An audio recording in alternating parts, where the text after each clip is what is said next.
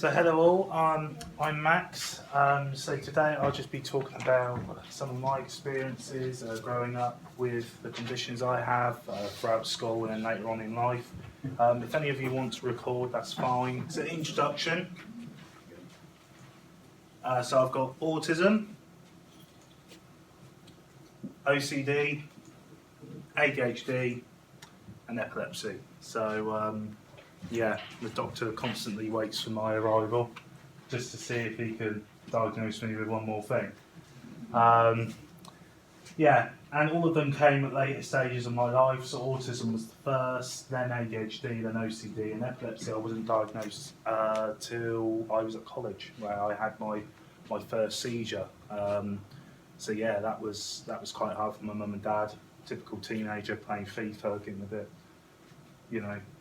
angry, frustrated, and normally they would hear a typical bang of the controller or me getting the ump, and then just one day I wasn't having an ump, I wasn't getting angry, and it was actually me having a fit, so they had to come upstairs and see that. Funny enough, I didn't have a fit for about 2 years after, then I had another one, and then that's when I was kind of diagnosed with epilepsy. So just a bit about me as well, so the other stuff that I also do. So I work full-time in IT. IT was something I was always kind of good at, but as we all know, parents sometimes think that we're geniuses and better than what we actually are. So my mum and dad was like, oh yeah, he's a genius, he knows everything. And then I walked into an IT company and they were like, can you do this, can you do that? And I was like, nope. But it was always something that had my interest, something that I was always interested and passionate in. So also, I do YouTube. So I've been on YouTube now since 2009, so an almost full decade. Never quite made it, not at PewDiePie's level yet. But most of my videos now actually are just weekly videos on autism and raising awareness. I've pretty much done the range on YouTube. I started off doing a stunt show, which was just me on a bike going down a hill. How adventurous, how stuntful that was. To soap operas, to a show called Ugly Watch, where I'd go up to people with a SingStar Pop World mic and ask them about ugly celebrities. Yeah, I have a life. So yeah. Also, I do acting. So I started acting probably around 2013. I was watching EastEnders and I said I'd love to be an actor, and I said, well, just get off your bum and do it. So I started doing some small plays in Newbury. That led to an extra role on Glue, and then that led me on to main roles on Holby City and Doctors. So that's kind of where that led me. I'll talk a bit more about that later today. Also, I'm an ambassador for the National Autism Society. That all kind of came through the acting as well. They were doing an advert about autism and employment, because at the moment there's only 16% of people with autism in full-time work, and that hasn't changed for 10 years, even since the Autism Actors came in. So a lot of my work was around not only filming the advert, but later on I then become an ambassador and do a lot of speeches up at Parliament and a lot of roundtable meetings to improve the education system and the employment system and getting people into full-time work. And also I do something for charity every year. So about 4 years ago I said I want to do something for charity, and I've carried that on for the last 4 or 5 years. So the first year I started big and went, I do a skydive. Not really thinking about my decision at the time. It's all started on a YouTube video, and at that point you can't really back out of it. You've said it, you've raised money, time to do it. Second year I done a abseil. First year was for the Make-A-Wish Foundation, second year was for the National Autism Society. That was an abseil off the London Olympic red twirly thing that they built. Yeah, that was fun. That was actually worse than the skydive, because you have to lean back and rely on a rope, and I'm not the lightest of people, so yeah. Third year was a marathon, which was total disaster. Finished last. Finished it, but I'm obviously not the fittest, and that was a big mistake, but that was for pancreatic cancer. And The 4th year, I done a zip line for the British Heart Foundation and Roy Castle. So this year, I don't know what I'm going to do yet. So any suggestions, let me know. But I try and push it every time. So, my time at school. So there's me at school. Clearly did not have fashion sense. I watched too much Recess, so I tried to look like TJ. But what I'll be covering in this is relationship with peers, also relationship with teachers, also things that helped and also things that didn't help. So I'll be covering primary school, secondary school, and then the other school that I went to. Relationship with peers. I mean, I couldn't talk till I was 6. So growing up, you know, my mum, bless her, she's probably my hero. You know, if it weren't for my mum or my dad, I wouldn't be where I am today. But my dad started realising that maybe I've got a condition or something there when, funny enough, I was playing Spyro, and he saw how I could make my way around the map and just memorise. Literally, he would be playing, he would walk out the room, and then I'd pick up the remote, and this map that he was on, this maze, I'd be able to get out. And my dad couldn't fathom why a 4-year-old boy that can't speak can make his way out of a map but can't work out how to talk. Also, my mum heavily pushed for my autism diagnosis. She probably saw a good amount of 20 doctors before she got a diagnosis.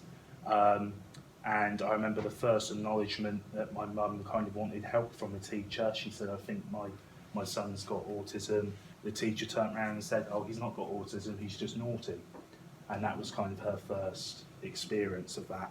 Especially we're in a time now as well where the Autism Act wasn't in. It still wasn't, I suppose, as understood as what it should be. I still believe it's probably not as understood as what it should be now. I think people are very aware of it. Survey that the National Autism Society actually done it showed that 90% of people are aware of autism, but about 60% didn't really know what it was or how it affects somebody. So, you know, now I'm at primary school. I can't speak. Mum's got the diagnosis, so I've now got an educational health and care plan. Regularly go to CAMS and things of that nature, which is, you know, just kind of sessions on CBT and how it could help me out. And I suppose relationship with peers was really difficult because I couldn't speak. You know, no one really wanted to speak to the kid that couldn't speak. So it was very hard socially for me growing up. I was often bullied because of the things that I wore. A lot of bullying went on outside school. I used to wear all black, so people used to think I was like a goth or whatever it was. Can't remember what it was, but people used to call me tramp, homeless, was spat at by people on some occasions. So the bullying outside school was quite tough, but inside school, it was difficult to make friends. And I always remember an occasion where I always wanted to play football, and I'd see regularly, you know, that was where people made friends, was the football pitch at my school. So I was like, right, you know, I want to play football. And I remember I just used to run in the middle of the pitch while they're playing football, and I used to pick up the ball and run with it, because that's how I thought football was played. So a lot of people used to get angry, frustrated, or etc. But I remember 2 set of friends, and instead of getting angry and frustrated, they clearly recognised he can't talk, he can't understand how to play football, let's teach him. And that's what they done. So once they taught me how to play football, I was able to then make more friends. My language picked up a lot more because the TA that I had at the time wanted me to do toe by toe, which was just understanding words and picking them up. Also, I had to learn Macinton to begin with to get me to the stage where I could communicate with people. My mum knew everything. I only had to go to my mum. She'd be like, "He wants a biscuit." But to other people, it was extremely tough, including my dad, because even my dad, it'd be like, "Oh, what's he want? Yeah, what's he want again? Oh, he wants this. Oh, okay." So throughout school, I'd say it took me probably about 6 years to actually make friends at school. You know, I remember being in year 1, again, couldn't speak, teachers didn't really understand, probably had a good 3 teachers at that school that really understood autism. And one of them really made me laugh because I had a load of teachers at one point, and they were basically going, how do we know if he's all right? How do we know, if he's not? And I always remember the PE teacher was walking by, and he was just hearing all these teachers trying to figure out a way that they could communicate with me. Oh, we could get him to write it down, but his writing's not good. How can we sort it? And literally I was there, and the PE teacher just went, Max, how you feeling? We having one of them or we having one of them? And I went, and he went, there you go. That's how you know he's all right. And it always made me laugh because I thought such a simple resource, such a simple action, you can actually determine someone's mood. And it just made me laugh how simple it was, and how sometimes we overcomplicate the simplicity of something. So I remember also in primary school, I was really rubbish with maths, and still to this day I'm rubbish with maths. You do not want me doing your books. You'd be done for tax evasion straight away. I'm terrible with it. Number bonds to 10, I remember in year 6, I didn't know my number bonds to 10. I could barely read. And I had this lovely TA who supported me since year 2, and unfortunately she left at year 4. And she was really kind of my concrete structure at school. She not only helped me making friends, because she put friendship groups together, and that would allow me to make the friends and socialise with people, but also with things like reading. She realised that my worst nightmare in a school was to be given a book and say, okay, you do a line, and then it comes to me and I've got a book that I don't know how to read. And she realised the kind of the social embarrassment that had on me to get up in front of people and read something that I couldn't really read. So she took me away from the classroom, and we used to have about half an hour session of just reading the book. But then she realised every book we give him he doesn't like. I remember studying The Highwayman. I hated it. I just thought it was boring. It's about a guy on a horse, big deal. So for my teacher to get me to learn, she realised actually we've got to get him something that he's going to want to learn. And that's where she bought me a book called Fairy Tales with a Twist. So instead of Cinderella, it was Cinder Boy and how he wanted to go to the football game. And those things I really loved reading. It really interested me. And also she created a game for my number bonds to 10.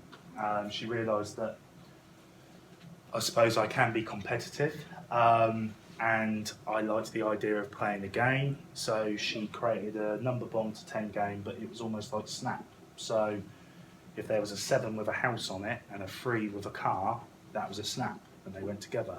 And not only it was a card where the cards were face down, you'd have to remember where the cards were and pick them up to match. It was also build on my memory, build on my number bonds to 10, and that really helped. I also remember at the school, around year 5 time, I was really kind of socially awkward, but also had extreme anxiety going into classrooms. Just any worry that I had in my head, it would disrupt the lesson. So my teacher created a green box, and she said, I want you to bring in loads of photos tomorrow.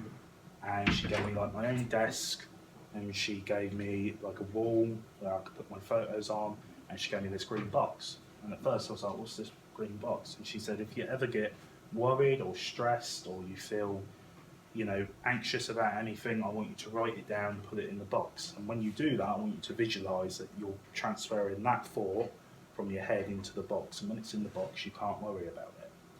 She said we can talk about it later if you want, because we'll go through the box at the end of each day. And we can talk about it, or we can throw them away if they're no longer a worry or anxiety. And what I actually learned from that was how much unnecessarily I was worrying about things.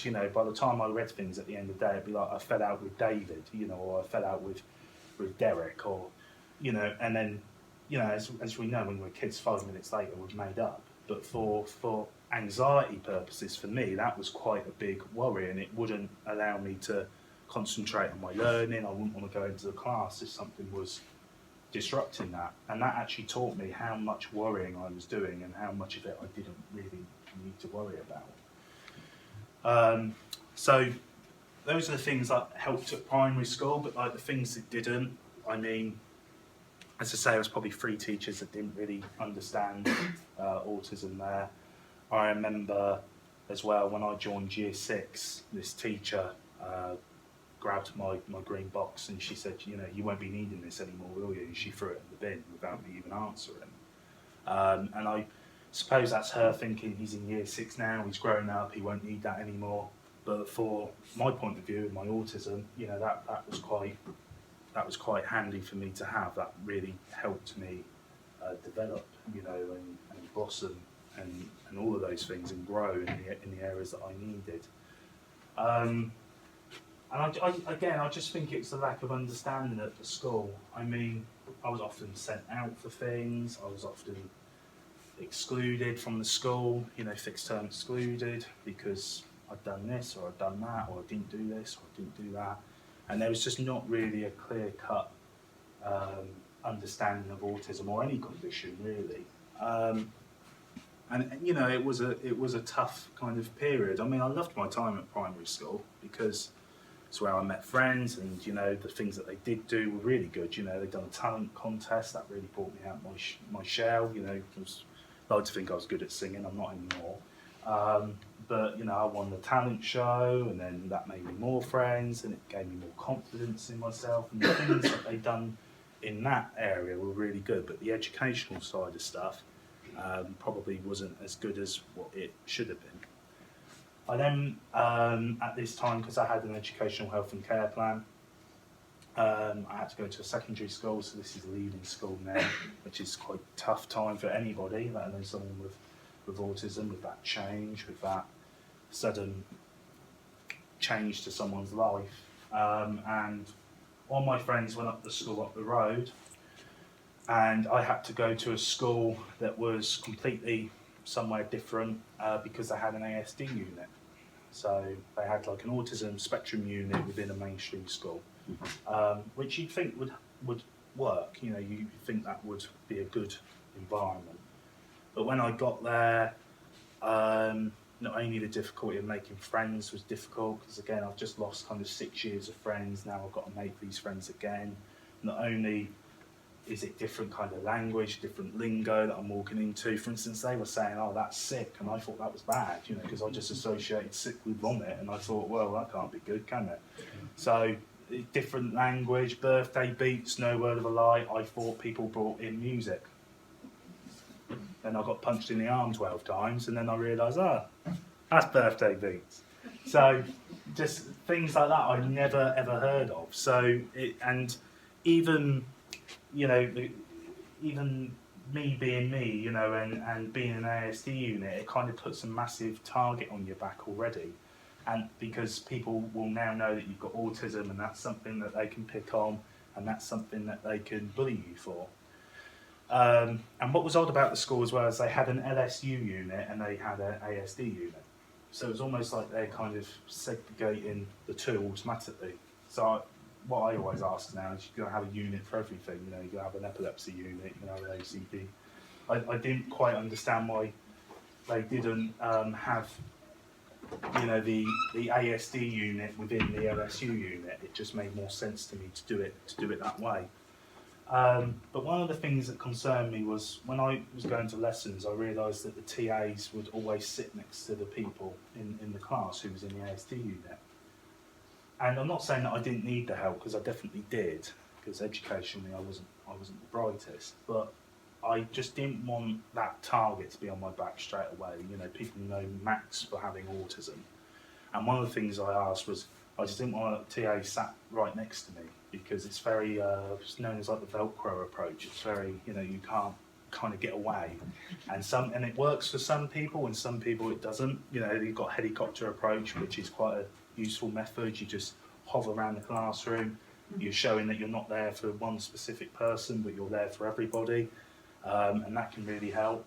And I would have just preferred that approach of not having someone next to me all the time, because I did want to learn independently, and I did want to make friends, and I just knew having someone next to me was going to ruin my chances of that. And I thought they'd listen, and I thought, you know, maybe they would do that, and they said, oh yeah, not a problem, you know, we'll do that. And then first lesson I walked in, you know, they sat next to me, and that was the kind of, that was it from the get-go, because then everybody knew me for having something, and that was tough, you know. And then I started kind of trying to be somebody I wasn't, so constantly trying to not get into trouble, but have the appearance that I was getting into trouble, not going to lessons, would walk past people's classrooms if I was going to the toilet, for instance, just to make them think I wasn't going into lessons.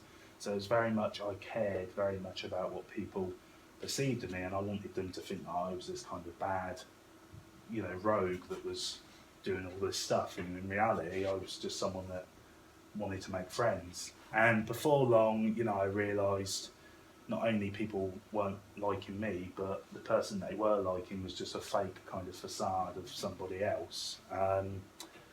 And, you know, not only I just missed out on all my education, all my learning, but I slowly started to realise as well that people who were in the ASD unit were slowly getting kicked out. So the people that had, I suppose, more things going on in life or personal life, or wasn't going to the classroom, or was having issues, they would be kicked out, and the people that didn't require as much help would stay. And I don't know if that's a statistic thing. I don't know if they wanted to say, you know, all of our ASD students went on to get GCSEs in this, but the people that needed help were kicked out, and the people that, not that they didn't need help, but the people that were doing well stayed, you know. And I just felt that's not how an ASD unit should be ran. And it also makes me question, you know, if an ASD unit or any kind of unit has a place in a mainstream school. You know, it's a question I always ask myself, because I don't know if the resource is actually there to fulfill it. Also, you know, like my granddad died in that year, so it was a very tough transition. You know, you have death going on in the family, then making new friends and all this other stuff. But the things, you know, that did help was, I remember we went on a PGL trip, and I loved it. That's where I found my love of editing. I started, you know, just editing the PGL trip for the school, and I really enjoyed it. Then they kicked me out and invited me back to view it, you know. But I just loved editing, and from that point of view, you know, I started editing. I found, I suppose, a love of chess as well. I used to be a proper geek. I used to go up in the ASD unit every day and play this guy who had autism in the ASD unit, and he was brilliant, and he beat me every time. Literally every time we played, beat me. But it actually taught me again that losing actually bettered me, because every time I got better and better and better. And one time I did beat him, and it was like I won the Super Bowl. But you know, and then I lost again, and I lost. But that really taught me that sometimes you do learn more from losing. But after this, they put me on a reduced timetable, and they sent me to what I thought at the time was an autistic school. And it was funny, because, you know, I went there, and it seemed lovely, and you know, it seemed a great place. And don't get me wrong, it was, but I didn't imagine what was going to unfold when I joined. And what I mean by that was, it actually, when I joined, it wasn't an autistic school. It was more, it had people with autism, it had people with ADHD, ODD, PDA, all of conditions you could think of, but there was also people there who had gone through very traumatic experiences. You know, some of them were in gangs in London from different cultures, different gangs in London, and it was a very kind of aggressive, angry place at times. You know, and understandably, because these guys had gone through a lot of stuff. And I always remember my first day. I walked in and I shook the teacher's hand and I said, "Thank you, you know, for having me at the school," blah blah blah. And they're all looking at me like in shock, thinking, "What? You just thanked me? What? And almost like, why is he here?" And first lesson, I then realised why. You know, the first lesson I was thrown to the floor. Someone else then threw him to the floor and said, "Don't get doing that." There's probably about 5 fights that day. They could as well positively handle as well at the school, so they could physically restrain. because sometimes the students become not only dangerous to the teachers, but dangerous to others and dangerous to themselves as well. And my first assembly, guys, this will make you laugh, my first assembly, the head teacher got up and he went, right, who done it? And I'm like, I'm new, don't look at me. And he went, and I'm just thinking, you know, someone's drawn something, you know, permanently, or, you know, someone's brought something in that they shouldn't have. And he was like, who's spreading manure up the toilet walls? And that was my first assembly. So like, I'm thinking, my God, you know, where am I? You know, but all saying that, you know, I'm not being funny, guys, the school was incredible. You know, the education, not because it wasn't because of the teachers' lack of knowledge or anything like that. The teachers had full knowledge. They were brilliant teachers, and they could teach not only people in a special school, but people in a mainstream school as well. But obviously, the environment that we was in, it was very difficult to learn. You know, we're talking a class of 5 people, but there'd be about 20 fights in that class. There'd be 20 arguments, you know, and it all would start from something small, like, oh, you know, that's not what your mum's, you know, and that's how it would all start, and that would start from that to a fist, to a punch, you know, and all of that stuff. So it was a very kind of hard time in my life, because I was in an environment that I never thought I would be in. And I always say now, because I do a lot of speeches with my former teacher now as well, I always say the support that that school gave was second to none. Not only that the teachers would get punched, kicked, spat at, but the teachers would come in the next day with a smile on their face, they'd wipe the slate clean. As well as that, I'd like to think that the teachers understood every individual and how their condition affected them. And I always say when I do my speeches, that's the key aspect, is sometimes you can't understand the condition fully, but as long as you understand how it affects that individual, that's all you really need to know. And those teachers knew that. They knew that would work for him, that would work for her, and that they knew as well that might not work on other people, and that's okay. We just need to find out what works for them. The only downside to the school is they didn't offer GCSEs, which was quite tough for me, because I've now joined a place where I really wanted to learn, I really wanted to get on, and I couldn't do that because of the environment and the qualifications that were offered. The qualifications were functional skills and some other kind of vocational level, you know, qualifications as well. But I knew when I was at school, you know, I wasn't going to walk out with a C or an A in GCSE, which some of you might think, oh God, he's lucky he didn't have to do any of that.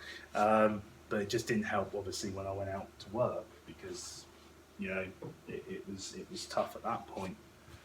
So I suppose throughout all that, you know, primary school I miss, you know, I think it's kind of a time in my life where a lot of your parents are going to go, you wait till you leave primary, you know, that's when the life gets work. And you're like, no. And then you look back and go, yeah, you know, you said that I'd miss primary. Yeah, I do. Secondary school and a mainstream school, it just didn't work for me. I think the sudden change and the sudden independence as well. And it's small things, small cost-effective, you know, not cost-effective things that schools can do. You know, I used to get excluded for, well, not excluded, I used to be not allowed in the class if I forgot my book or my pen or my pencil. And obviously at primary school, you've got a pot of, you know, your pens and pencils, you've got your books in the class, it's all kind of there for you. And that, again, really helps someone with autism, because we often do forget things, you know. I'm constantly doing it. And I always say I've got a good memory, and then I forget something, and people go, I thought you had a good memory. I'm like, no, I'm just very forgetful in things that matter. Ask me who won the Royal Rumble 2010, I'll know it. So, you know, it's that, again, it's that unnecessary, you know, things that I remember, and the things that I need to, I don't. And it's just simple, yeah, not cost-effective things. So, like mainstream school, you don't really need to send someone out of the classroom because they forgot their book. You know, there was a story. I went to a conference the other week, and there was a story of there was a girl who got kicked out of her school because she'd done this every lesson. She went,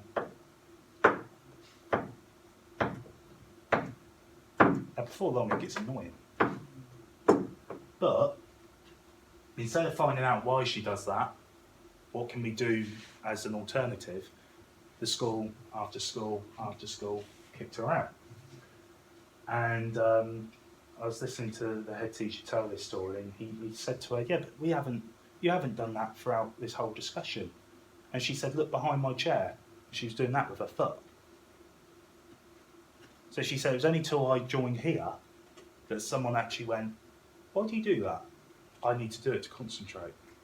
Okay, well, let's find something else, because I can't have that all lesson, but I understand why you need to do it. And then they taught her that. So such a not cost-effective thing, such a small solution would have saved someone from getting kicked out of school, which I just felt was absolutely ridiculous, because the school I went to, people were getting punched, they were getting kicked, teachers getting spat at, they were sworn at constantly. Any of the actions that happened in my school, that would be instant out. People don't quite understand. I do a lot of speeches for county lines. There's a lot of people with autism that are getting involved in the county lines because they want to just, I suppose, be in control of something, or they feel important. They've got like a gang of 6 that they order about. And one young man was on the train with his bag full of cocaine, and he was doing it for 60p an hour. 60p an hour. And he knew it wasn't a lot, but he said he felt important, he felt that he couldn't let anyone down. And that's kind of, the lack of understanding as well. And, even bullying now has changed from, oh, look at your bad shoes, aren't they terrible? Or you look like a tramp, or you're homeless. But now bullying is kind of evolved from, oh, you look like you're a tramp or you're homeless, but I've got a way to make you money so you don't look like that. And that's how people now get groomed and ushered into all of that stuff. So I just think, again, as with government, with teaching, there's a lot of still things that aren't understood. And I feel like if there was a lot of more schools like I went to, a lot of that would change. As I say, the education's even improved from that school now, because I go back and speak at that school now, and they do GCSEs and all of that stuff. So it's nice to see that improvement as well, as far as the support that they give as well.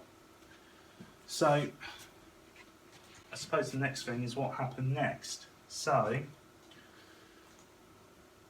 the first thing was I'd done some work experience at a CAF, and from that experience I realised I never want to work in a CAF. I didn't like it, I was terrible, couldn't remember anything, all wrong orders, left, right, centre. I asked for this, especially, can you imagine me doing it now with like vegan and stuff, like, here's your roll, it's got pork in it. So yeah, I realised I didn't want to work in a CAF. So what I'd done was I looked online for some numbers of people that worked in IT, and I rang this one guy up and I said, he was director of, and I said, have you ever done work experience before? And he was like, who are you? So then I explained my situation, and then I said to him, so is it something that you'd think about doing? And he said, well, I'd have to ask, the board, but I'll let you know. About 5 weeks went by, maybe 6, I didn't hear anything, and I thought, well, that's probably it. Anyway, they rang back and they said, okay, let's do it. So I went in, day one, I thought I knew everything about IT. Reality, all I knew was control panel and how to turn the volume up.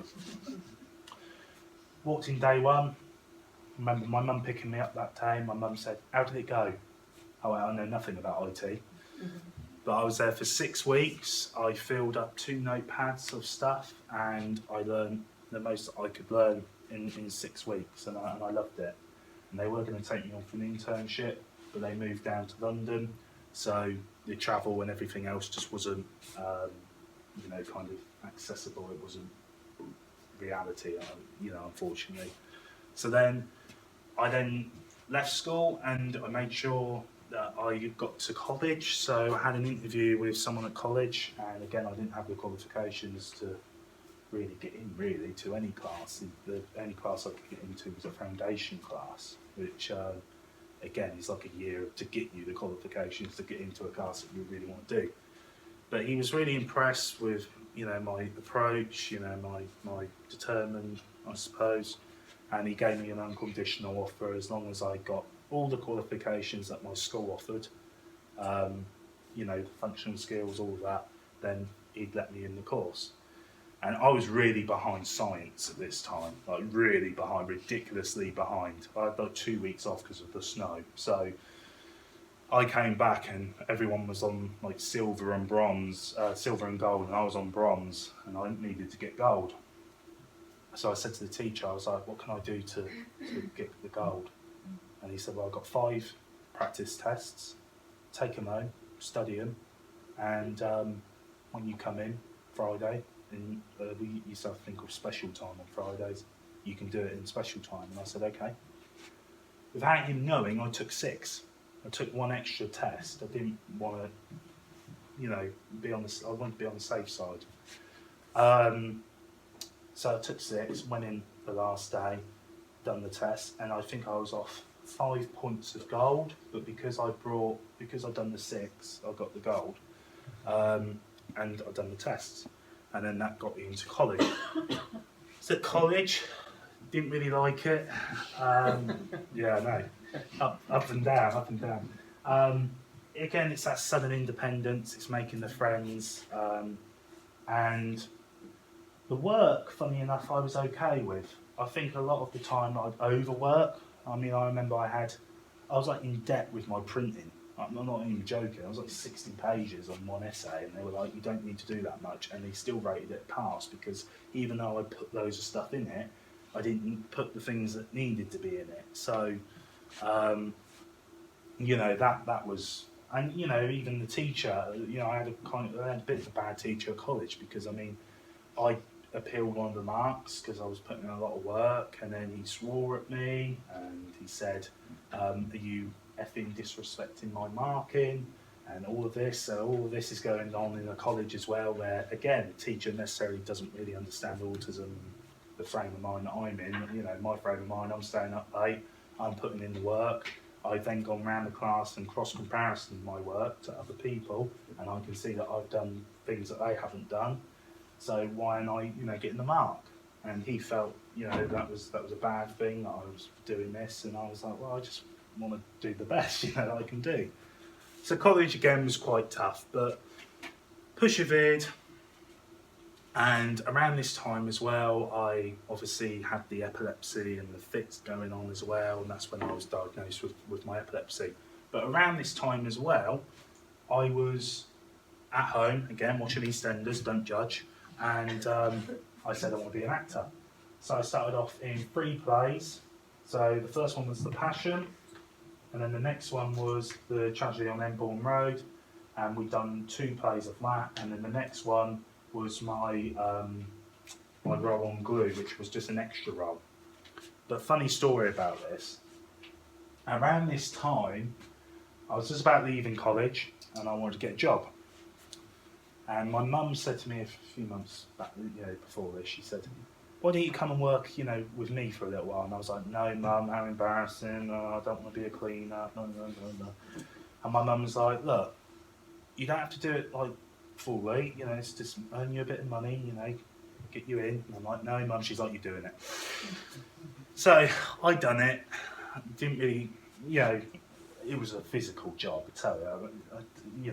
Cleaning like 20 rooms, 30 rooms a day. It's the most exercise I've ever done. I don't think I've ever, even the marathon didn't compare to that. So my mum equivalently is doing the marathon every day. But again, it was a nice work environment, but again, I knew that I just wanted to do something else. And around this time, I applied for a job at the Housing Association, and it was at 300 people. Previously, I'd actually gone for an interview, and I said a simple question, what the people here, what are they like, are they nice? And she said, well, they wouldn't be working if I didn't like them. So that set me right on the back foot from the get-go. I was like, oh my God. But around this time, I applied for a job, 300 people, never thought I'd get it. And they narrowed it down to about 50 people. And then they done like an interview day, an open day interview, exercise during the desert. They said come dress smart. And my idea of smart at the time was not this. My idea of smart at the time was checkered shirt and chinos. Everyone turned up in a suit. I stuck out like a sore thumb. I was the only one there looking like I'd just come from college.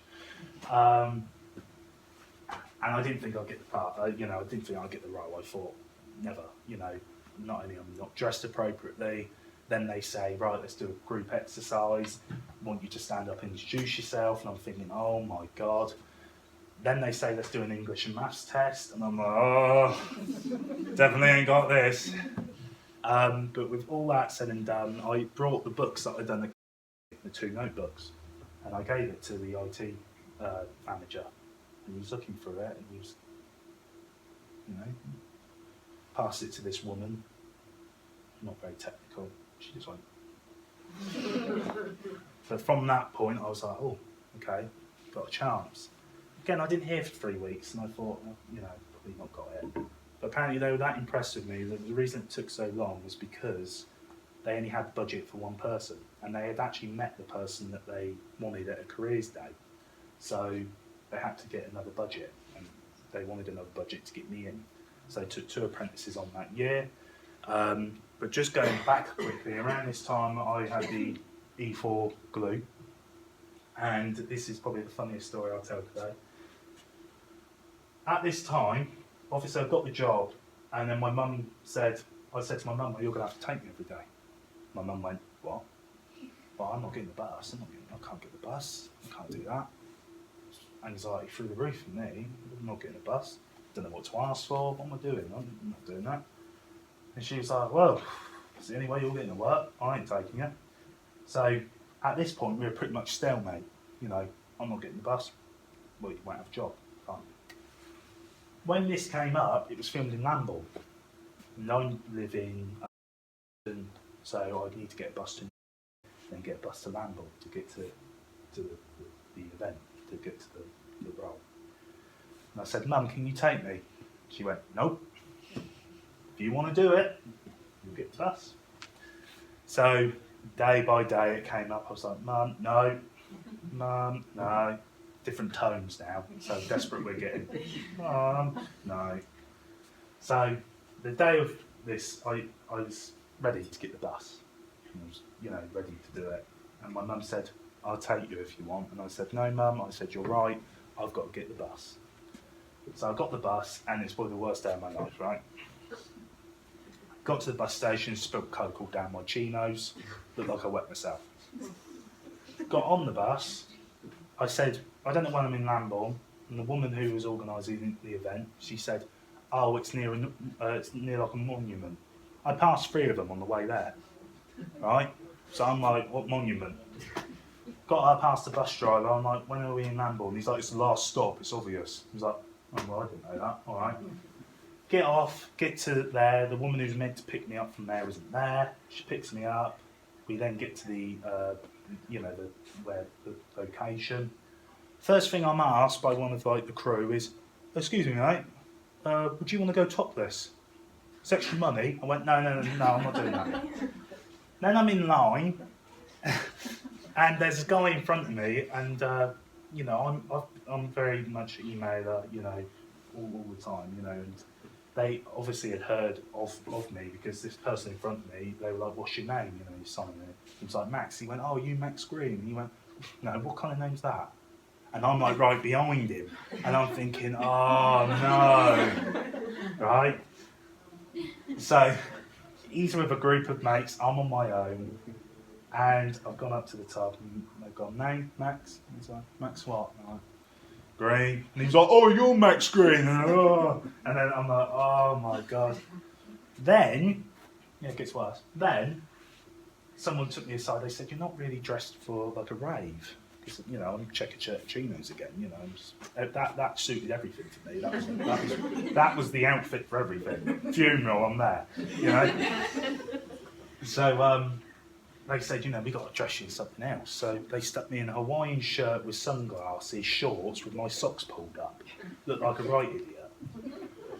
So throughout the day, I'm speaking to this guy, And, you know, I often get on with, you know, because I think throughout life anyway, I've gotten on with people that are probably older than me. And I'm speaking to this guy, he's probably around, say, probably 30, 40 maybe.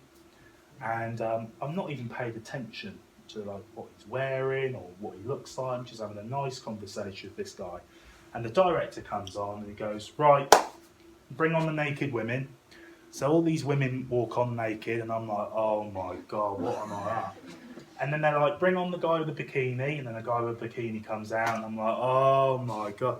And then they say, right, bring on the naked guy. And the guy that I'm stood to, who's got a dressing gown on, he undoes it.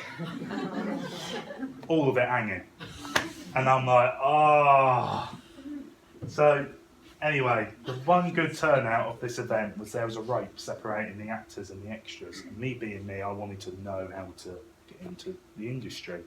So me being me, I went over the rope.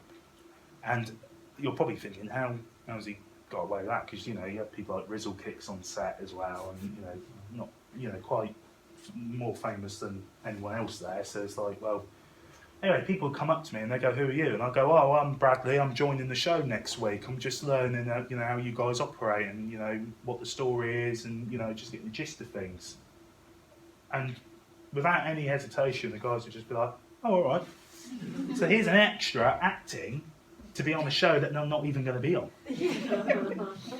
So that's when I found out, you know, how do you know who's legitimate, agent-wise, you know, casting directors. And for a good solid year, maybe a year and a half, 2 years, I emailed every casting director in the United Kingdom, you know, and that's how I kind of managed to progress in that.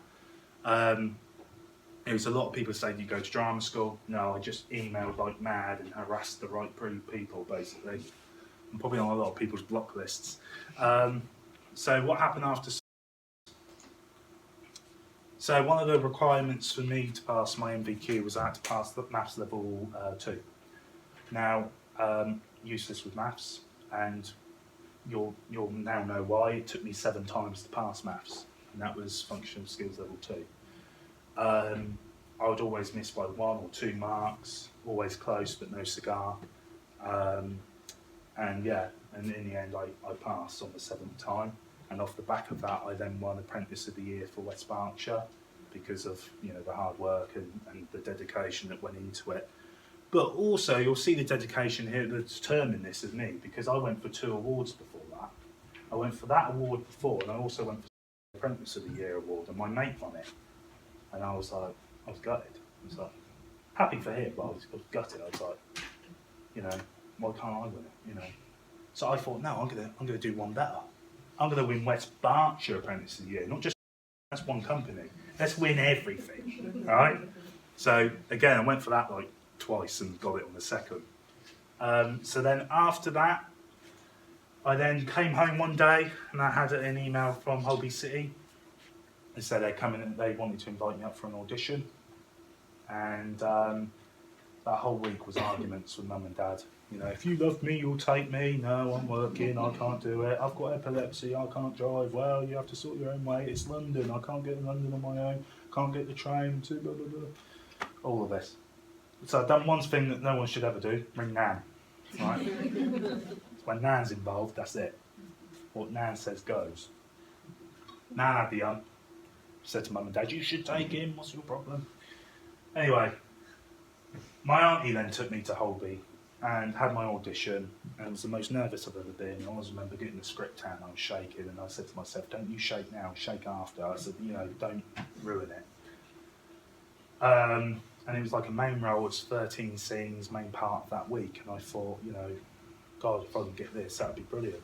Anyway, weren't meant to hear till next Tuesday. It was on a Friday night, and only till I got home about 6, I had the audition. 9 o'clock I got home, I checked my emails, and they emailed me 15 minutes after I left and said they wanted me. And that's when I started my acting. So after Holby, I then went on to Doctors. So I've been on Doctors twice, both in main roles, because after Holby I then got an agent off the back of that. And then after that, my old teacher John got in touch. He saw how I was doing and said, you know, we should meet up, should we catch up? And he saw an advert for the National Autism Society, and they were doing an advert about people with autism in full-time work and how, there's only 16%, and how we could raise awareness. And I went for the role, and again, somehow, some way I got it, and now I'm ambassador for them. So I go to Houses of Parliament, I speak at universities, speak at schools, just about raising awareness. And I think the proudest bit of work I've done with government was we are now kind of focusing on getting the apprenticeship scheme. We're trying to focus on that being a way to get people with conditions in full-time work. And part of the green paper that was released was originally you needed a level 2, but because of my experience, and I spoke to government about this, you only now need level 1 in functional skills to get onto an apprenticeship course, which helps a lot of people. Government sometimes do live life through tinted glasses. There's not a lot of budget, there's not a lot of funding. They seem to think that, everything's a bit hunky-dory. And even when I went up there and we celebrated the Autism Act 2010, it's been in for 10 years now, and it's like, well, I know that we're celebrating it, but at the same time, exclusions are higher than ever. People with autism are 9 times more likely to commit suicide on the statistics. 40% of them suffer with depression, 30% of them suffer with anxiety. So there's a lot of kind of things. It's like, I get that we're celebrating, but at the same time, have we done enough to move it forward? Because if 16% of people in full-time work, not only the government wasn't taking track of that number, that was only a number that the Autism Society kept track of. So they didn't know of that number. And when I put it forward to them that I knew someone that had epilepsy, that couldn't drive, had social anxiety, who couldn't get the bus, who couldn't get to work, who cared for his mum and dad, and he just recently had his personal independence allowance money cut from him, they took it away. I said, how do you expect somebody who's got all of that to live in this world? And they said, well, you can always go to the job centre. And I just went, so do you not just hear what you said? Someone with social anxiety can't get the bus, can't go to a job interview. What makes you think they're going to be able to walk into a job centre? Because I'm not being funny. She said, oh, the people at the job centre are nice. I went, have you gone to a job centre? I was like, they will poke and prod you because effectively they're giving you money. And that's something that, they don't want to do. So, yeah, I sometimes they live through a different view and it can be a bit frustrating. But my work with them, there are some great MPs. One even came down to my work and visited because he was so impressed with what I was doing and how far I've come in that area. So after that, I then went on to speak at BBC Breakfast, also spoke on the Right Stuff, and then also have done adverts for Ford in relation to making their company more autism friendly. They're very aware that there's a lot of disability training that happens, but not a lot of training with invisible conditions, and they really wanted to focus on that. After that, I advanced in my career, went to as a senior IT analyst. I did leave because of health, really. I was on a night shift and I felt that my health was deteriorating and I was getting ill, and I felt the personal change for me would be to move on from that. So I've done an advert for Santander as well. That was great. That was to raise awareness as well for people with autism coming into the bank. And then now, currently, not only I'm doing the speeches and everything, but now I work for a company called... I suppose, out of all of that, what is my message? I believe that everybody with autism, with any condition, has got talent, has got, they should have every opportunity that anyone else has got. And sadly, I think we still live in a world where the awareness is there, but the understanding isn't. I think everyone with autism is as capable as anyone else with the right support. And I think that's the key thing, is we all need help time to time, but people with autism, people with my condition, with my OCD, with ADHD, all we ask is for someone to listen, someone to understand, and someone to support us. That's all we really want. And if you can put those things in place, just like my family have, just like my school have, just like my current workplace is doing, you know, you can actually have a really good student, really good family member, really good worker on your hands. And someone once said to me, they said, not everybody is employable. And I said, that's nonsense. I said, everyone is employable. And they said, well, what about someone in a wheelchair, you know, no arms, no legs? I said, I know a young boy, he's got what they call locked-in syndrome. He can't move, he can't speak. He's gone on to write a successful book, one of the best-selling books, and he uses his eyes. So I think if he can write a book and he's got that as a job, then, you know, everyone is employable to me. It's just about putting the support and putting the things in place for them to thrive in what they want to do. And I suppose that's my message is, you know, we all need to come together to make the change, but also we all need to support each other to make it happen. So any questions, let me know. I know I ramble a bit too much. Obviously I couldn't speak till I was 6, so making up for it now. But yeah, any questions? Can I just quickly ask you, you're talking about your parents, do you feel like you appreciate their approach to you? So, you know, like you were saying about getting the bus, not having a lift. Do you think that if they would have kind of just hampered your requirement of, I want to get a lift, I don't want to get the bus, the outcome would be different now? Did you appreciate that? I think you're definitely right. I think a lot of people, a lot of parents with autism are sometimes afraid to give that tough love, and sometimes I would say it's fine. You know, my mum, I always say, like, my mum always kicked me out the door, not literally, but she always made sure, you know what, no, if you want to have the life that you want and you want to do the things that you want to do, you've got to do everything that anyone else does. Now, I'm not saying that my mum hasn't mothered me in other ways. Like my mum, for instance, I can't cook. I'm just starting to learn how to cook. I'm 22. I should know how to do that, really. But there are some areas where my mum's like, I'll do that, I'll do this, because that's what mums do, you know, and they try and protect you from things, and sometimes she's probably tried to push me in other areas and forgot about the simple ones like cooking. But yeah, I think you're definitely right. Sometimes you can, I don't want to say approve of a behaviour, but sometimes you can enable it.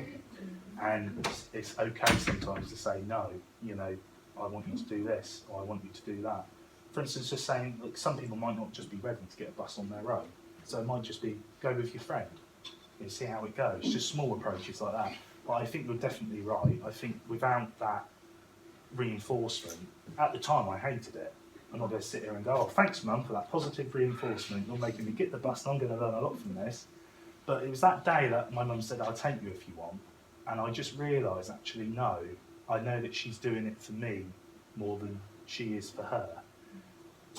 And it's a lovely thing when I suppose when your kids acknowledge that, because it's like, oh my God, they're finally recognising I'm doing something.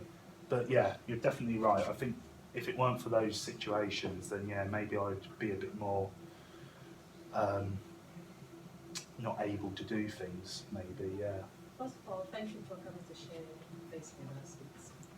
Thank you for listening. What was it that motivated you, that motivates you to not give up, where clearly it would have been easy to just not do nothing about anything?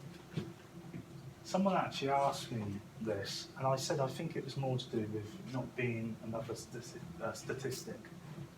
I see a lot of people who, I was kind of speaking to you earlier as well, a lot of people that would love to talk about their experiences, but because of their condition they might not be able to, or they might not have the confidence to. And I just think, to me, if I can share my message and help people or help others, you know, do that, then why not? And the reason it kept me going, you know, determination, is I've always thought to myself, it's too easy to say, you know, that's it. That day I was crying in my bed for an hour. I thought, it's too easy to give up now, you know? So I've always gone for the harder approach, hoping that it will pay off in the end, you know, and that's what drove me, is, you know, I want more for myself. I don't just want to be at home doing nothing, you know. and that's kind of what drove me really. So, but again, mum and dad as well have been a very prominent thing in my life. You know, don't take this, don't take that. You know, so yeah, I think it's all about the structure behind you as well. Sometimes we take that for granted. So, but no, thank you.